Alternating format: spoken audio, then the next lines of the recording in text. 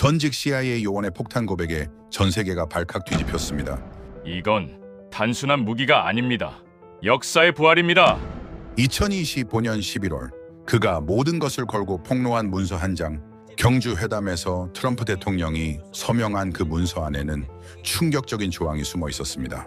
한국 핵 잠수함 건조 승인, 반세기 동안 미국이 절대 허용하지 않았던 마지노선, 그날 그 선이 무너진 것이었죠. 한국은 이미 모든 걸 준비하고 있었습니다. 미국의 허락 따윈 필요 없었던 겁니다. 도대체 한국은 무엇을 준비하고 있었던 걸까요? 미국도 예상 못한 한국의 진짜 카드. 일본과 중국이 가장 두려워하는 그 이름. 대한민국. 지금부터 세계를 뒤흔든 그 비밀을 공개합니다. 리얼 감동 코리아. 2025년 10월 31일 경주 에이펙 정상회담. 모든 언론이 성공을 보도했죠. 그런데 이상했습니다. 왜 회담 직후 백악관 고위층 3명이 동시에 사임했을까요? 왜 국무부 서버에서 그날의 기록이 전부 삭제됐을까요? 그날 밤 저는 떨고 있었습니다. 25년간 정보를 다루며 한 번도 두려움을 느낀 적 없던 제가 말이죠. 손에 든 문서 한 장이 세계를 바꿀 수 있다는 걸 알았기 때문입니다. 아니, 이미 바꿔버렸다는 걸 알았으니까요. 저는 루카스 크로우입니다. 25년간 CIA 동아시아 전략국에서 근무했죠. 핵 확산을 추적하고 군사기술을 분석하고 국가 전략을 해부하는 게 제 일이었습니다. 수백 건의 정상회담을 분석했죠. 그중 87%는 실패였고 나머지는 타협이었습니다. 진짜 합의라는 건 존재하지 않아요. 그런데 경주 회담은 달랐죠. 회담 당일 저는 워싱턴 본부에 있었습니다. 실시간 보고를 받는 위치였죠. 회담 시간은 정확히 87분. 회담장 문이 닫히는 순간부터 열릴 때까지 아무 정보도 나오지 않았습니다. 통역도 없었죠. 보좌관도 기록관도 배석하지 않았습니다. 단 2사람만이 그 안에 있었어요. 도널드 트럼프 미국 대통령과 한국 대통령이었죠. 87분 후 문이 열렸습니다. 트럼프 대통령이 나왔을 때 그의 표정이 이상했어요. 승리한 자의 얼굴도 아니었죠. 패배한 자의 얼굴도 아니었습니다. 그건 뭔가 결단을 내린 자의 얼굴이었어요. 회담 직후 백악관은 성명을 발표했죠. 역사적 합의, 동맹 강화, 완벽한 성과. 언론은 일제히 환호했습니다. CNN, 폭스뉴스, 뉴욕타임스 모두 같은 논조였죠. 저는 그 순간부터 불안했습니다. 너무 완벽했거든요. 너무 빨랐고 너무 매끄러웠어요. 정보 분석관으로서 배운 첫 번째 원칙이 있죠. 완벽한 합의는 누군가의 완벽한 굴복을 의미한다는 겁니다. 회담 다음 날 아침 이상한 일이 벌어졌죠. 백악관 국가안보보좌관이 사임했습니다. 국무부 동아시아 담당 차관보가 사임했어요. 국방부 정책차관이 사임했죠. 3명이 동시에 같은 날 아침에 말입니다. 공식 이유는 개인 사정이었습니다. 25년간 이 일을 하면서 배운 게 있어요. 고위층 3명이 동시에 사임하는 건 단 2가지 경우뿐이죠. 엄청난 성공을 거뒀거나 엄청난 실패를 감추려 하거나. 저는 서둘러 CIA 기밀 네트워크에 접속했습니다. 25년간 쌓은 권한이었죠. 회담 요약문을 찾기 위해서였습니다. 모든 정상회담에는 반드시 요약문이 작성되죠. 누가 무엇을 어떻게 합의했는지 기록하는 문서입니다. 그런데 없었어요. 87분간의 대화가 기록에서 사라졌다는 겁니까? 저는 상급 채널로 접속했습니다. 보안 등급을 올려서 재검색했죠. 여전히 없었어요. 국무부 서버도 확인했습니다. 역시 없었죠. 백악관 아카이브도 마찬가지였습니다. 대신 이상한 메모 하나가 눈에 들어왔어요. 본 회담 관련 문서는 별도 보관, 접근 권한 최고 위급만 해당. 25년간 일하면서 이런 표기는 처음 봤습니다. 문서가 사라진다는 건 단 하나를 의미하죠. 누군가 숨기고 싶어 한다는 겁니다. 그것도 필사적으로 말이에요. 저는 그날 밤 잠을 이룰 수 없었습니다. 뭔가 돌이킬 수 없는 일이 벌어졌다는 직감이 온몸을 휘감았죠. 다음 날 새벽 3시 42분. 제 책상 위에 익명의 USB가 놓여 있었습니다. 누가 놓고 갔는지 몰랐어요. CCTV를 확인했지만 해당 시간대 영상이 삭제돼 있었죠. 저는 손을 떨며 USB를 컴퓨터에 꽂았습니다. 파일이 하나 있었어요. 제목은 핵추진 협력 양해각서였습니다. 저는 숨이 막혔죠. 파일을 열었습니다. 단 한 장의 문서였어요. 서명란에는 도널드 트럼프 대통령의 사인이 또렷했습니다. 날짜는 2025년 10월 31일, 장소는 경주였죠. 문서 내용은 간결했습니다. 미국은 한국의 핵추진 잠수함 개발에 기술 협력한다. 한국의 독자적 핵연료 농축을 승인한다. 본 협정은 즉시 발효된다. 손이 떨렸습니다. 이건 협력이 아니었어요. 이건 승인이었죠. 그것도 미국이 반세기 동안 지켜온 통제선을 넘는 승인이었습니다. 핵연료 농축을 승인했다는 겁니까? 미국이 직접 말이죠. 25년간 우리가 막아온 게 바로 이거였습니다. 동맹국이든 아니든 핵연료를 독자적으로 농축하는 순간 그 나라는 사실상 핵무기 보유 능력을 갖게 되죠. 그래서 우리는 통제했습니다. 기술도 주고 안보도 보장하되 단 하나만은 절대 허락하지 않았죠. 독자 농축이었습니다. 그런데 트럼프가 서명했다는 겁니까? 단 87분의 대화로 말이죠. 저는 그 순간 깨달았습니다. 이건 회담이 아니었어요. 이건 전환점이었죠. 그날 밤 저는 떨고 있었습니다. 손에 든 문서 한 장이 세계를 바꿀 수 있다는 걸 알았기 때문이죠. 아니, 이미 바꿔버렸다는 걸 알았기 때문입니다. 문서를 손에 쥔 채 저는 밤새 생각했습니다. 이 협정이 진짜라면 뭔가 빠진 게 있다는 생각이 들었죠. 트럼프가 아무 이유 없이 이런 결정을 내릴 리 없었습니다. 반세기간 지켜온 원칙을 하루아침에 무너뜨릴 만한 이유가 분명 있었어요. 새벽 5시, 저는 다시 네트워크에 접속했습니다. 이번엔 국방부 기밀망이었죠.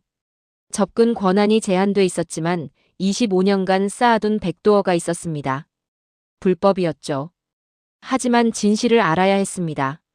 시스템에 침투했습니다. 회담 전후 일주일간의 통신 기록을 검색했죠. 키워드는 경주, 한국, 핵추진이었습니다. 수백 개의 파일이 떴어요. 그중 하나가 눈에 들어왔습니다. 발신자는 국방부 전략기획국, 수신자는 백악관 국가안보회의였죠. 제목은 단 2글자였습니다. 피닉스. 손이 떨렸습니다. 파일을 열었죠. 암호화된 문서였어요. 하지만 저는 해독 프로그램을 갖고 있었습니다. 20분이 걸렸죠. 화면에 텍스트가 나타났습니다. 프로젝트 피닉스 한국 독자 핵 추진체 개발 현황 보고. 내용을 읽어 내려갔습니다. 한국이 이미 3년 전부터 독자적으로 핵 추진 기술을 개발하고 있었다는 겁니다. 우리 몰래 말이죠. 보고서에는 구체적인 내용이 담겨 있었어요. 한국은 자체 설계한 소형 원자로를 완성했습니다. 농축 우라늄 생산 시설도 구축했죠. 심지어 첫 번째 시험 가동에 성공했다는 내용도 있었습니다. 날짜는 2025년 7월이었어요. 회담 3달 전이었습니다. 저는 숨이 막혔죠. 이게 무슨 의미인지 단번에 알 수 있었습니다. 한국은 이미 기술을 완성했어요. 미국의 허락 같은 건 필요 없었죠. 그들은 그냥 해냈습니다. 그렇다면 경주 회담은 뭐였을까요? 문서를 더 읽어 내려갔습니다. 한국 측은 기술 완성 사실을 회담 이틀 전 미국에 통보. 독자 개발을 공식화할 것인지 미국과의 협력 체제로 전환할 것인지 양자택일을 요구함. 저는 멍하니 화면을 바라봤습니다. 이건 협상이 아니었어요. 이건 통보였죠. 한국은 이미 기술을 갖고 있었습니다. 그들은 미국에게 선택권을 준 겁니다. 공개적으로 미국의 통제를 벗어날 것인가, 아니면 협력이라는 명분으로 체면을 살려줄 것인가. 트럼프는 후자를 택했던 겁니다. 그래서 양해각서에 서명했던 거죠. 저는 의자에 깊숙이 몸을 기댔습니다. 25년간 정보를 분석하며 이런 경우는 처음 봤어요. 동맹국이 초강 대국을 상대로 이런 방식으로 독립을 쟁취한다는 게 가능한 일이었습니까? 더 충격적인 건 다음 문장이었습니다. 한국의 기술 수준은 우리 예상을 초과함. 독자 농축 능력뿐 아니라 추진체 설계, 냉각 시스템, 제어 기술 모두 자체 개발. 미국 기술 의존도 제로. 제로라는 겁니까? 우리가 지난 반세기 동안 통제해왔다고 믿었던 게 착각이었다는 겁니까? 저는 파일을 더 뒤졌습니다. 또 다른 문서가 나왔죠. 국방부 정보국에서 작성한 평가 보고서였습니다. 프로젝트 피닉스 평가 결론: 미국의 기술 통제는 이미 실효성을 상실함. 한국은 향후 6개월 내 첫 핵 추진 잠수함 진수 예정. 미국의 개입 여지 없음. 6개월이었습니다. 회담이 10월이었으니 내년 5월쯤이라는 얘기였죠. 저는 보고서를 작성하기 시작했습니다. 상부에 보고해야 했어요. 이 사실을 CIA 본부가 알아야 했습니다. 타이핑을 시작했죠. 제목: 한국 핵 추진 기술 독립에 따른 전략적 영향 분석. 손가락이 키보드 위에서 멈췄습니다. 이걸 보고한다는 게 무슨 의미일까요? 이미 끝난 일이었습니다. 트럼프가 서명했고 한국은 기술을 완성했죠. 보고서를 쓴다고 달라질 게 있습니까? 아니, 더 큰 문제가 있었습니다. 이 보고서가 올라가면 워싱턴은 패닉에 빠질 겁니다. 의회가 난리를 칠 거예요.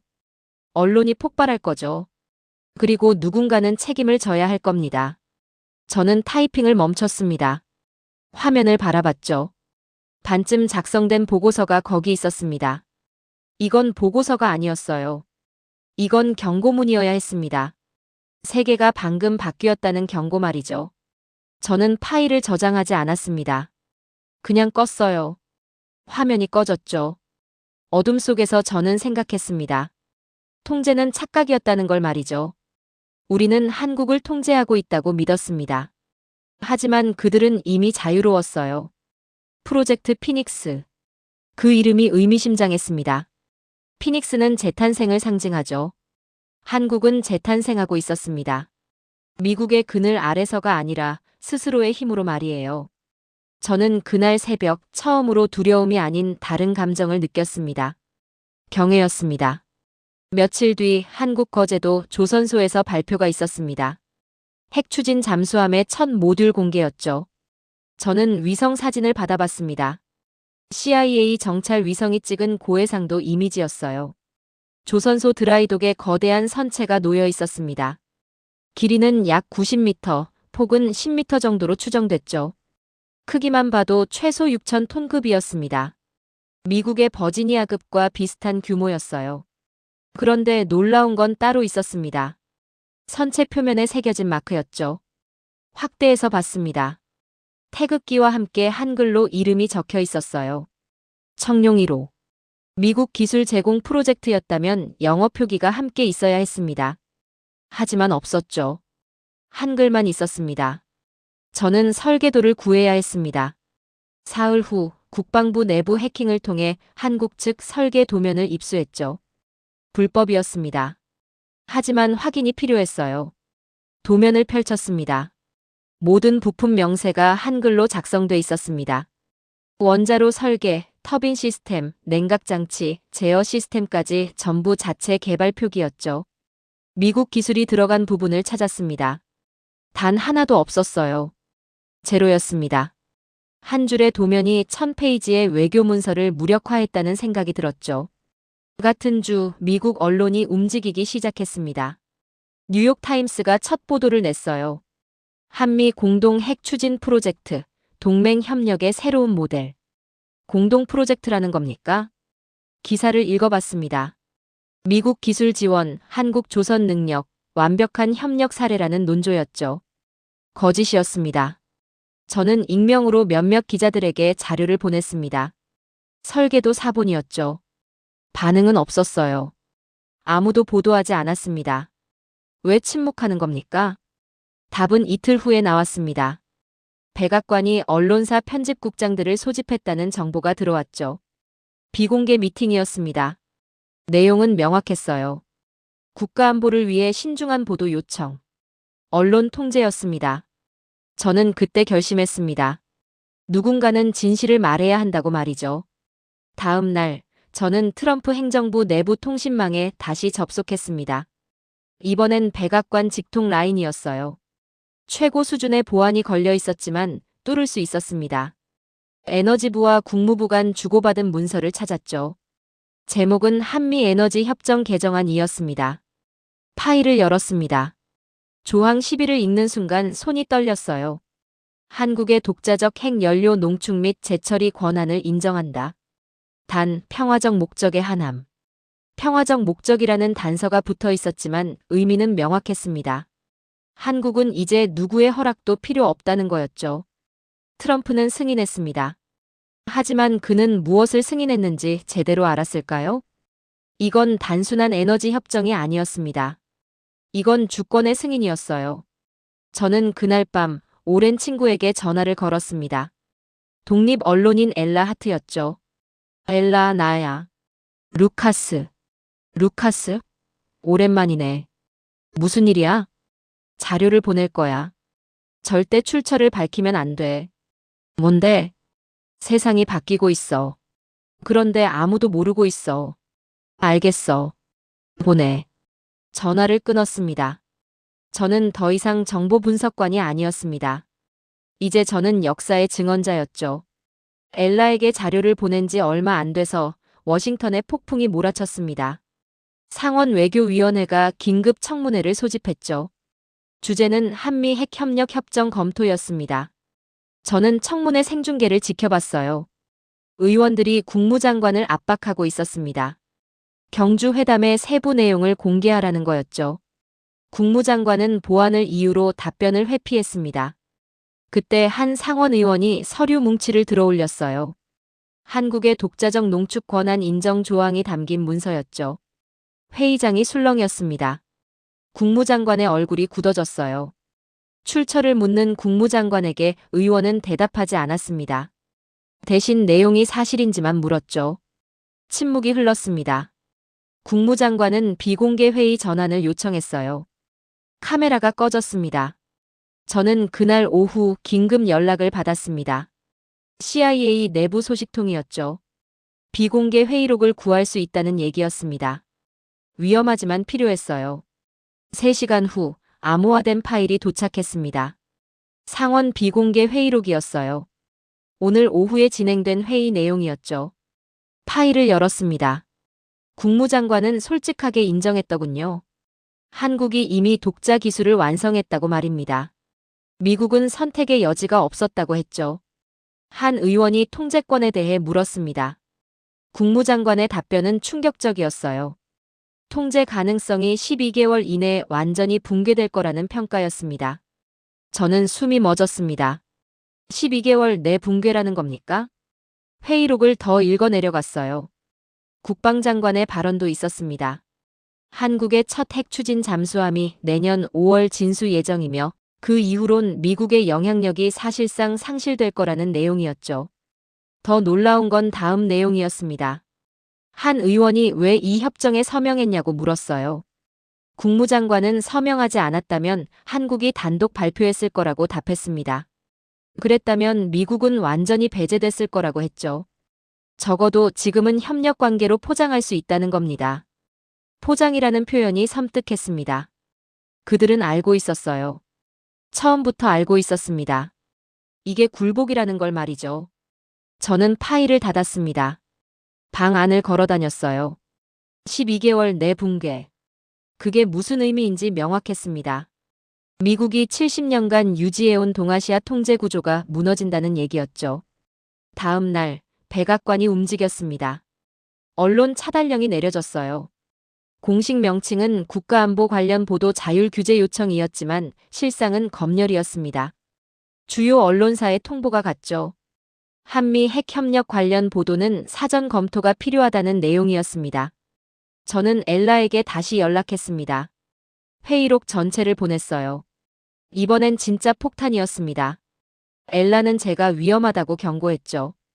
백악관이 출처를 추적하고 있다는 겁니다. 알고 있었습니다. 하지만 해야 했어요. 침묵은 또 다른 거짓이었으니까요. 파일을 전송했습니다. 엘라는 이틀 후 기사를 냈어요. 비공개 회의록을 인용하며 백악관이 한국 핵통제 붕괴를 인정했다는 내용이었습니다. 기사가 나가자마자 워싱턴이 뒤집혔습니다. 백악관은 즉각 부인 성명을 냈죠. 가짜 뉴스라고 했습니다. 하지만 상원 의원 셋이 회의록 내용이 사실임을 확인했어요. 언론이 폭발했습니다. 그날 밤 제 집 앞에 검은색 세단이 섰습니다. CIA 내부 조사팀이었어요. 3명이 차에서 내렸죠. 저는 창문을 통해 그들을 봤습니다. 양복 차림의 무표정한 얼굴들이었어요. 현관문 쪽으로 걸어오고 있었습니다. 저는 가방을 챙겼습니다. 노트북, 백업 드라이브, 여권. 미리 준비해둔 것들이었죠. 노크 소리가 들렸습니다. 저는 뒷문으로 향했습니다. 조용히 문을 열고 뒷마당으로 빠져나갔어요. 담장을 넘어 골목으로 나왔습니다. 뒤를 돌아봤죠. 집 안에 불이 켜졌습니다. 그들이 들어간 겁니다. 저는 걸음을 재촉했습니다. 진실을 세상에 내보내는 일은 언제나 목숨을 건 일이었죠. 하지만 누군가는 해야 했습니다. 기밀 서류는 침묵하지 않습니다. 그건 살아있는 증거였으니까요. 저는 그날 밤 도망자가 됐습니다. 25년간 섬긴 조직으로부터 쫓기는 신세가 된 겁니다. 하지만 후회는 없었어요. 진실은 이미 세상에 나왔습니다. 그날 밤 제가 워싱턴 지하철역 플랫폼에 서 있을 때 전광판에 뉴스가 떴죠. 한국 핵 통제 붕괴 논란, 백악관 위기. 통제의 붕괴는 조용히 그러나 확실히 다가왔습니다. 유출된 회의록의 파장은 예상보다 컸습니다. 이틀 후 한국에서 반응이 터져나왔죠. 서울 광화문 광장에 10만 명이 모였습니다. 집회였어요. 하지만 항의가 아니었습니다. 축제였습니다. 저는 숨어 지내던 모텔에서 한국 뉴스를 봤어요. 위성방송으로 받아본 화면이었죠. 광장을 가득 메운 사람들이 태극기를 흔들고 있었습니다. 함성이 들렸어요. 우리 기술, 우리 바다. 그 구호가 광장을 울렸습니다. 저는 화면을 멍하니 바라봤죠. 25년간 정보를 분석하며 수많은 시위를 봤습니다.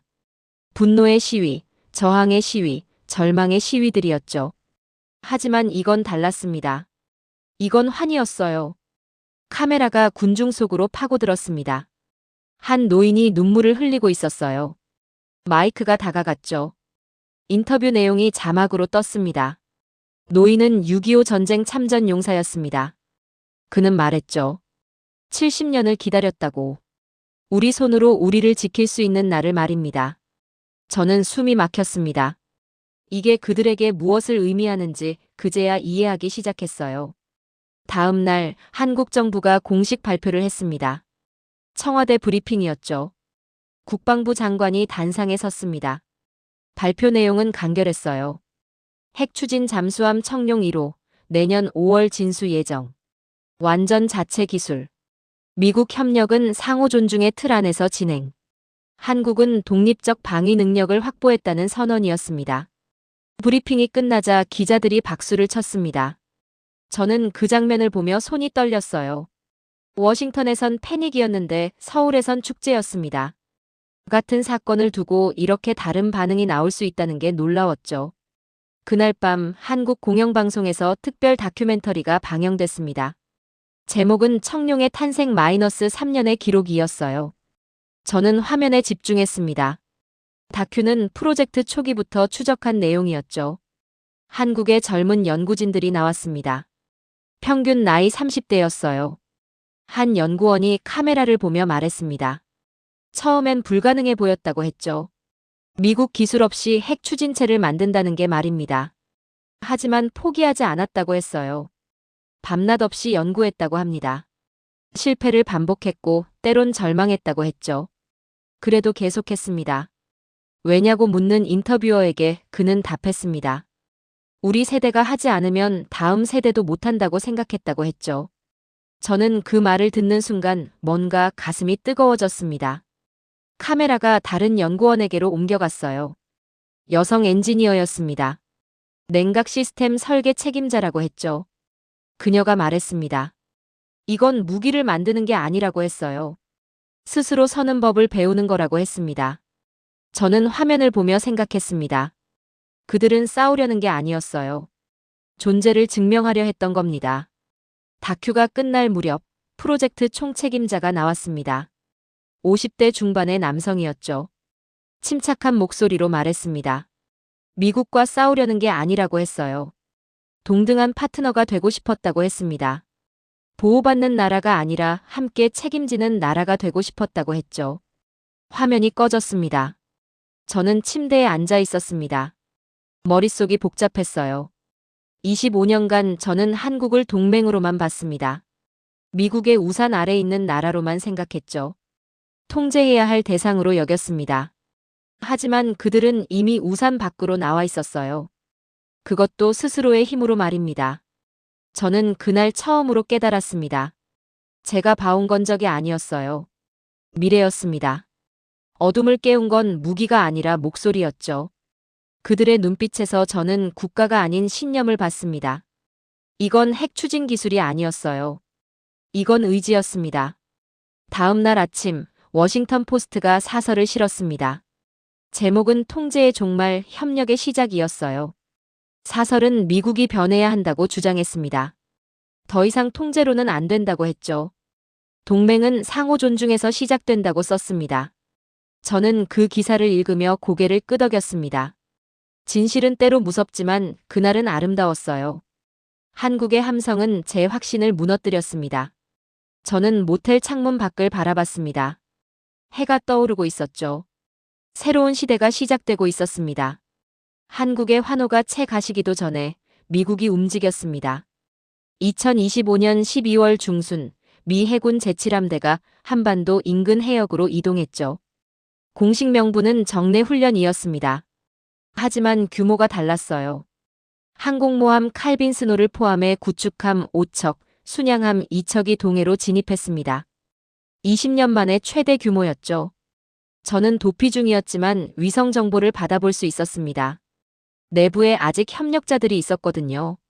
함대는 울릉도 동쪽 200km 해역에 집결했습니다.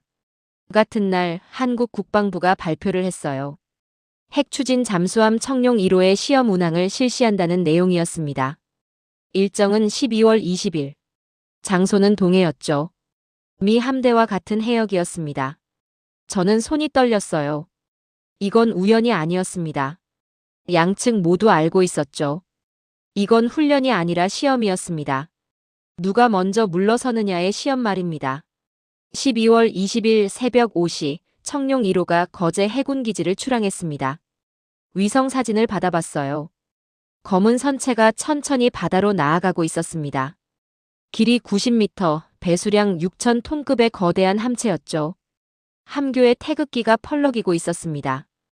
저는 화면을 보며 숨을 죽였습니다. 역사가 움직이는 순간이었어요. 오전 8시 청룡 1호가 울릉도 동쪽 해역에 도착했습니다. 미 함대와의 거리는 약 70km였죠. 양측 레이더가 동시에 상대를 포착했습니다. 저는 긴급 통신망을 해킹해서 실시간 교신 내용을 엿들었어요. 불법이었지만 알아야 했습니다. 칼빈 스노 함장이 본국에 보고했습니다. 한국 잠수함이 작전 해역에 진입했다는 내용이었죠. 지시를 요청했습니다. 백악관의 답변은 간단했어요. 감시만 하고 접촉은 피하라는 거였습니다. 하지만 긴장은 고조되고 있었습니다.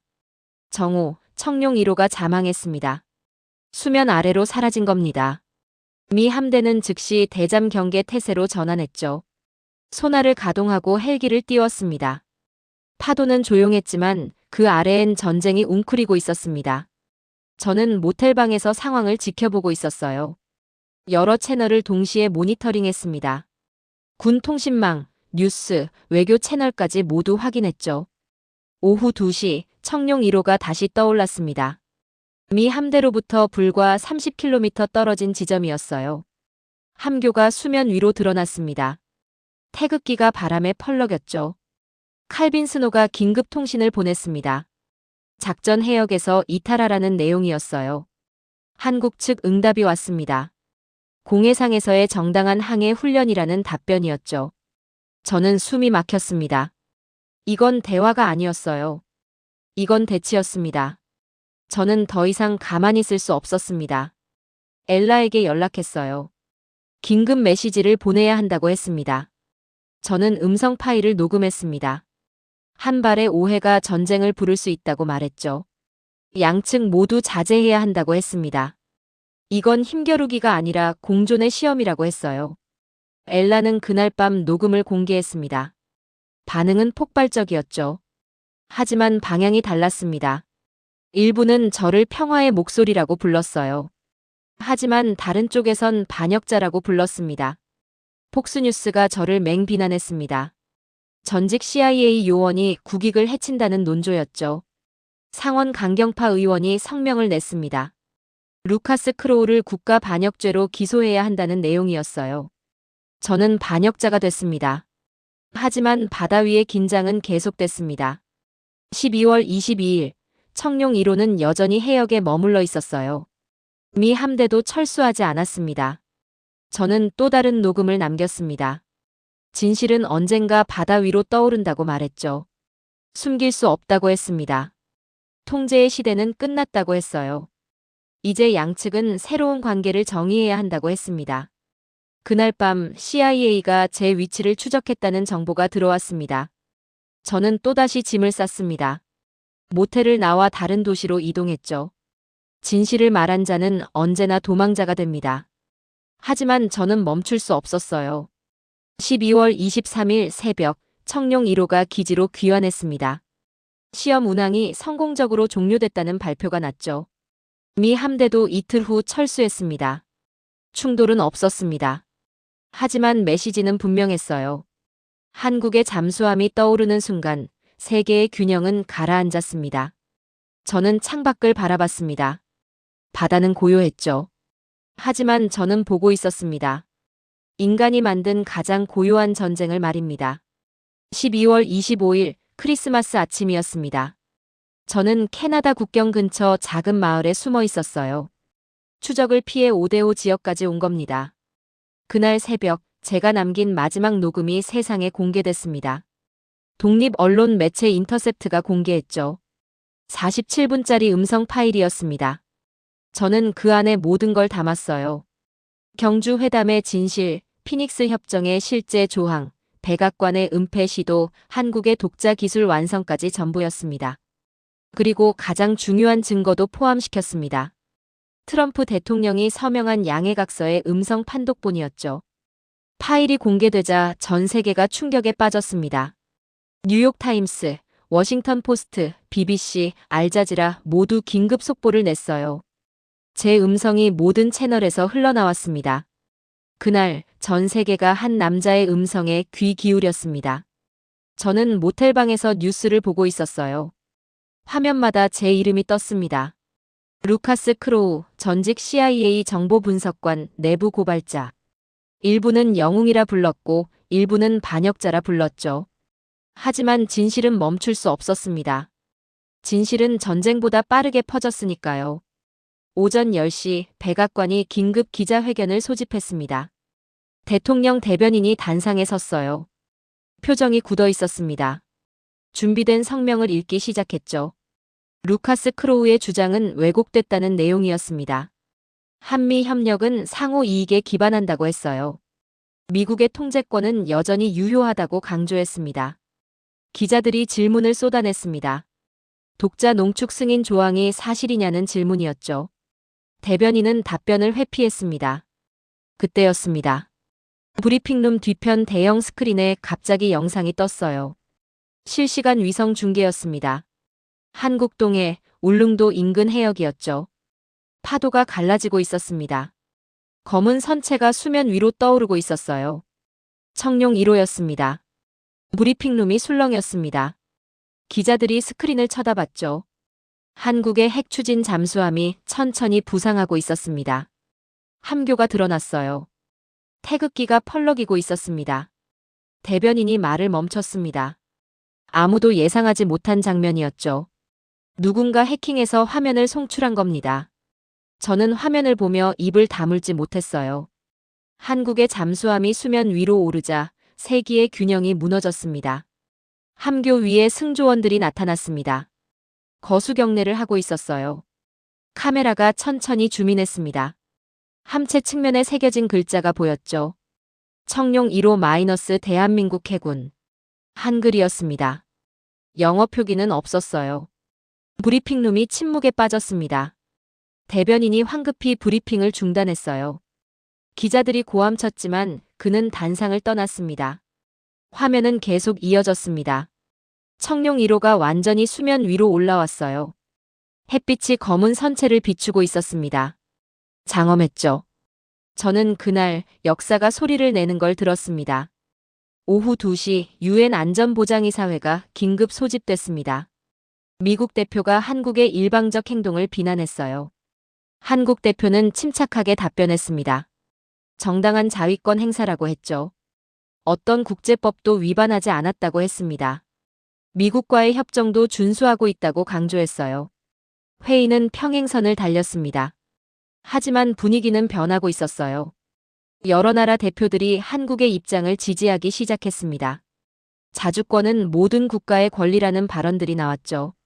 저는 그 장면을 보며 깨달았습니다. 힘의 균형은 종이 위에서 무너진다고 했죠. 하지만 진짜 변화는 바다 위에서 일어나는 겁니다. 그날 밤 저는 마지막 메시지를 남겼습니다. 짧은 음성 파일이었어요. 엘라에게 보냈습니다. 저는 말했습니다. 이건 폭로가 아니라 진실의 복권이라고 했죠.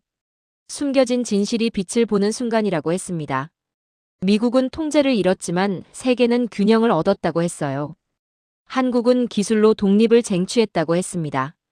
그리고 그 독립은 위협이 아니라 희망이라고 했죠. 힘의 균형은 종이 위에서 무너집니다.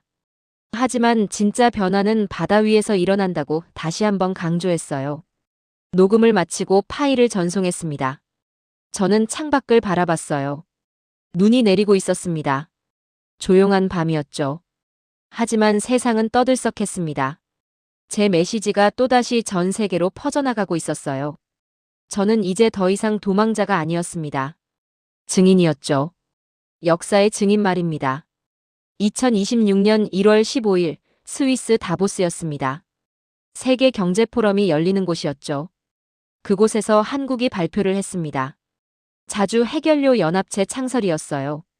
저는 숨어 지내던 캐나다 오두막에서 생중계를 지켜봤습니다. 한국 대통령이 연단에 섰죠. 침착한 목소리로 말했습니다. 기술은 독점이 아니라 공유를 위한 것이라고 했어요. 한국은 자주 기술을 확보했지만 혼자 가지 않겠다고 했습니다. 자주 해결료 연합체는 기술 협력 플랫폼이라고 설명했죠. 원하는 나라는 누구든 동등한 자격으로 참여할 수 있다고 했습니다. 박수가 터져나왔습니다. 놀라운 건 다음이었어요. 미국 대표가 손을 들었습니다. 발언권을 요청했죠. 그는 단상에 올랐습니다. 표정이 복잡했어요. 미국은 한국의 제안을 환영한다고 말했습니다. 기술 협력에 참여하고 싶다고 했죠. 통제가 아니라 협력으로 가겠다고 선언했습니다. 저는 화면을 보며 눈을 감았습니다. 그들은 협박이 아닌 연대로 세상을 바꿨습니다. 이틀 후 프랑스와 독일도 참여를 선언했어요. 인도와 브라질도 관심을 표명했습니다. 세계의 지도가 다시 그려지고 있었죠. 같은 주 뉴욕타임스가 사설을 실었습니다. 일면 헤드라인이었어요. 통제의 시대가 끝났다. 협력의 세기가 시작됐다. 저는 그 신문을 보며 고개를 끄덕였습니다. 우린 늦게 배웠죠. 진짜 힘은 신뢰였다는 걸 말입니다.